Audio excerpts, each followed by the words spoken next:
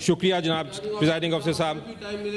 آپ چونکہ خود لیگل اینڈ کانسٹیٹیوشنل ایکسپرٹ ہیں, I will draw your attention to the article 60, اور جو بڑا کلیئر ہے کہ کیا ہو سکتا ہے to the exclusion of any other business.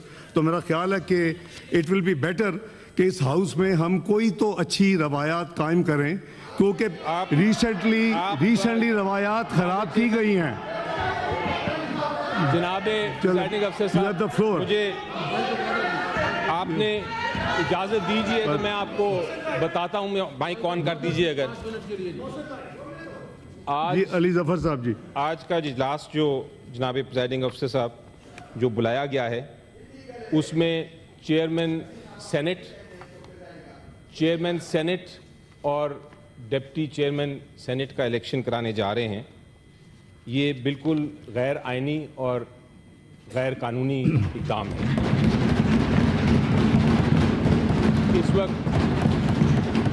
اس وقت جناب پریزائڈنگ افسر, اس وقت خیبر پختونخوا کا جو صوبہ ہے, جو کہ پاکستان کا ایک لازم حصہ ہے اور بڑا اہم حصہ ہے, اس کے سینیٹرز موجود نہیں ہیں.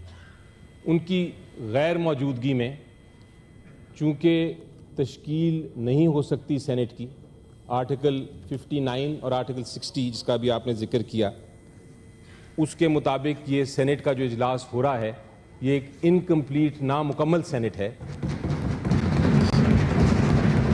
اس لیے اس وقت کسی قسم کا چیئرمین اور نائب چیئرمین کا الیکشن انتخاب نہیں ہو سکتا. سینٹ ایک ہاؤس آف فیڈریشن ہے, اور یہ ہاؤس آف فیڈریشن اس کو اس لیے کہتے ہیں کیونکہ یہ سارے صوبوں, جو چھوٹا صوبہ ہو یا بڑا صوبہ ہو, اس میں ایک برابری قائم کرتا ہے. ان کو ہر صوبے کو ایک برابر نمائندگی کی اجازت ہے. انفیکٹ یہ سینٹ کو کہتے ہیں کہ it is a representative of all provinces.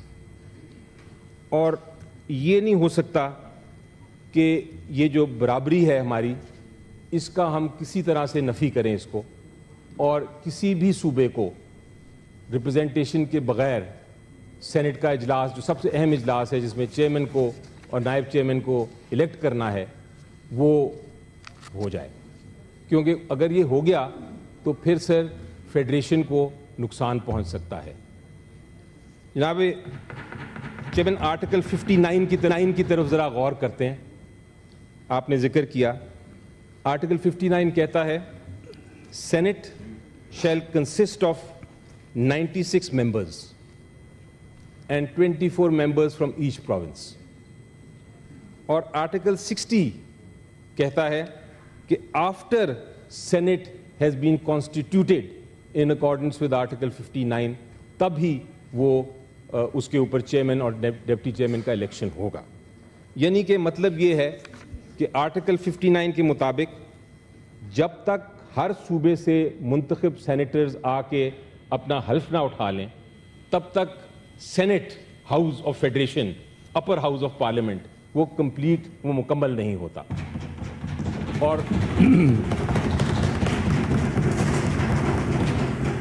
اور جب تک مکمل نہیں ہوتا تو کسی قسم کا الیکشن اخلاقی طور پہ بھی اور قانونی طور پہ بھی ناجائز ہوگا. جناب چیئرمین کا آف سینٹ اور نائب چیئرمین کا بہت اہم رول ہے. وہ کسٹوڈین رہیں گے 3 سال کے لیے اس ہاؤس کے. وہ ہم سب کے ایک طرح سے چیئرمین ہوں گے پوری سینٹ کے. وہ رولنگز بھی دے سکتے ہیں, وہ ساری پروسیڈنگز بھی چلا سکتے ہیں.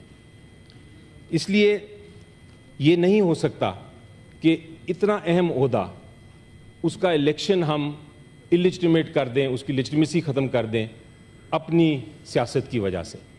کے پی کے کی جو سینیٹرز ہیں جب تک وہ نہیں آئیں گے, جب تک وہ ادھر موجود نہیں ہیں اور حلف نہیں لیں گے, اتنے اہم عہدہ چیئرمین کا الیکشن بالکل ناجائز ہے اور ہمیں ایکسیپٹیبل نہیں ہے.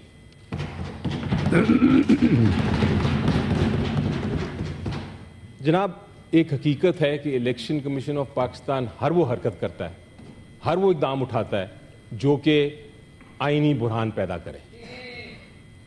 آپ دیکھیں کہ الیکشن کمیشن آف پاکستان نے ریزرو سیٹس کے بغیر پریزیڈنٹ کا، پرائم منسٹر کا، پنجاب کے چیف منسٹر کا الیکشن تو کرا دیا، لیکن جب کے پی کے کی سینیٹرز کی باری آئی تو الیکشن کمیشن آف پاکستان نے وہ الیکشن روک دیا ہے.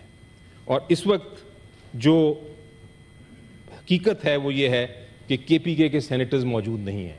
ہمیں آدھے سینیٹرز نظر آ رہے ہیں، پنجاب سے بھی ہیں، بلوچستان سے بھی سارے پورے ہیں کے پی کے کا، سندھ سے بھی سارے پورے ہیں، کے پی کے کا کوئی نہیں.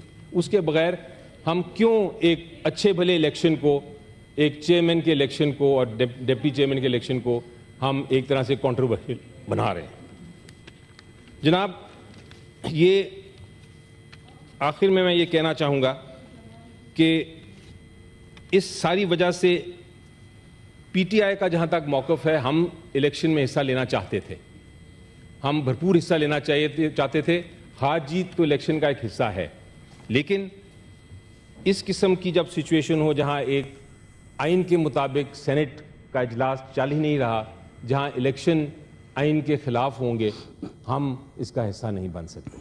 اس لیے آپ سے التجا ہے کہ اس سیشن کو پوسٹ پون کیا جائے، اور اس سیشن کو پوسٹ پون کرنے تب تک کیا جائے جب تک کے پی کے کی الیکشنز نہیں ہو جاتے اور کے پی کے ہمارے جو ساتھی ہیں وہ پوری طرح اس ایوان میں آ کے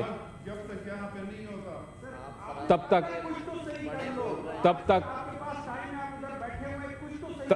تک ہم اس انتخاب میں حصہ نہیں لیں گے. اور آپ اس کو، آپ سے التجا یہی ہے کہ اس کو آپ ایڈجرن کر دیں اور تب یہ سیشن کال کریں جب ہمارے کے پی کے سے لوگ آ جائیں گے. بہت شکریہ جناب. ہم نے ایک آخر میں سر ہم نے ایک خط بھی لکھا ہے. بیٹھ جائیں پلیز، بیٹھ جائیں، آپ بیٹھ جائیں بٹ صاحب جی. سیکرٹری سینٹ کو ہم نے خط بھی لکھا تھا کل جی، اور اس میں ہم نے یہ لکھا تھا، اس کا میں تھوڑا سا پڑھنا چاہوں گا. اور میں یہ کہنا چاہوں گا کہ as stipulated in Article 59 of the Constitution of Pakistan 1973, the Senate is to comprise a total of 96 members, with 23 members elected from each province and 4 from ICT.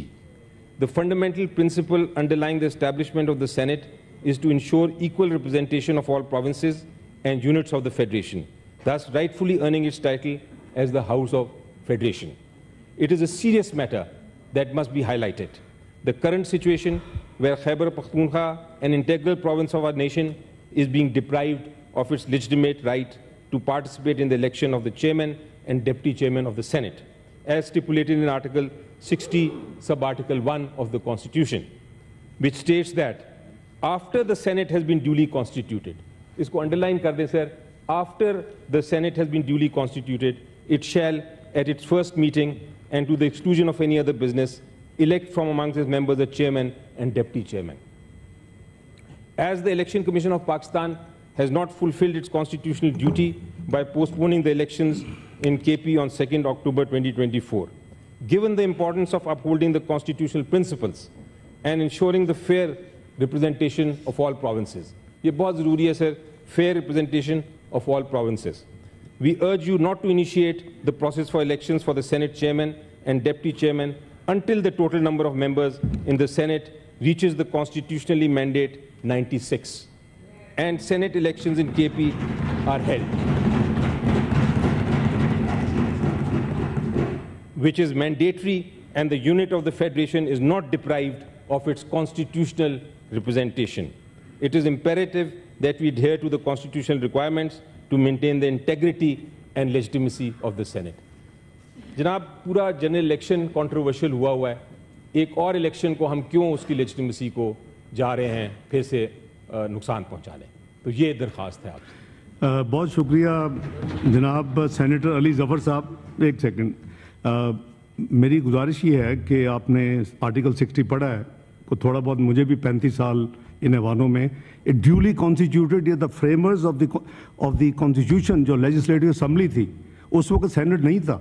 میرا خیال ہے کہ بجائے میں اس کو argue, let me be neutral availing the presence of law minister Azam Nazeer Tarar صاحب, I would ask him to please explain the legal position. We'll come back. دیکھیں ابھی انہوں نے خود پڑھا علی ظفر صاحب نے, to the